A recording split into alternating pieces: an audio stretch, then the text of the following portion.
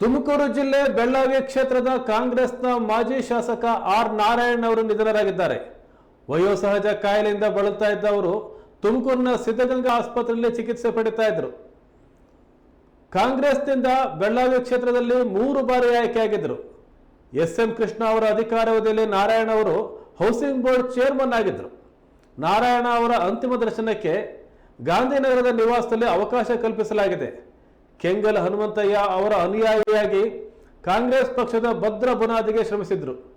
ಇವರ ಸಾವಿನ ವಿಷಯ ತಿಳಿಯುತ್ತಿದ್ದಂತೆ ಉಪಮುಖ್ಯಮಂತ್ರಿ ಡಿ.ಕೆ. ಶಿವಕುಮಾರ್ ಪ್ರತಿಕ್ರಿಯಿಸಿದ್ದು, ನಾರಾಯಣ ಅವರ ಆತ್ಮಕ್ಕೆ ಶಾಂತಿ ಸಿಗಲಿ ಎಂದು ಭಗವಂತನಲ್ಲಿ ಪ್ರಾರ್ಥಿಸುತ್ತೇನೆ ಅಂತ ತಮ್ಮ ಶೋಕ ಸಂದೇಶವನ್ನ ಸಾಮಾಜಿಕ ಜಾಲತಾಣದಲ್ಲಿ ಹಂಚಿಕೊಂಡಿದ್ದಾರೆ.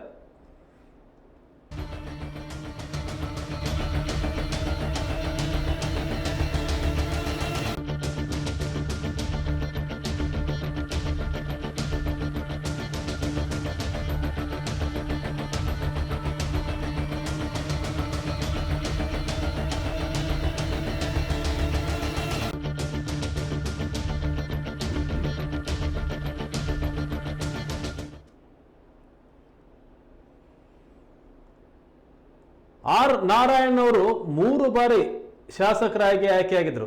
ತುಮಕೂರು ಜಿಲ್ಲೆ ಬೆಳ್ಳಾವಿ ಕ್ಷೇತ್ರದಿಂದ ಅವರು 3 ಬಾರಿ ಆಯ್ಕೆಯಾಗಿದ್ದರು. ಆದರೆ ವಯೋಸಹಜ ಕಾಯಿಲೆಯಿಂದ ಅವರು ಬಳಲ್ತಾ ಇದ್ರು.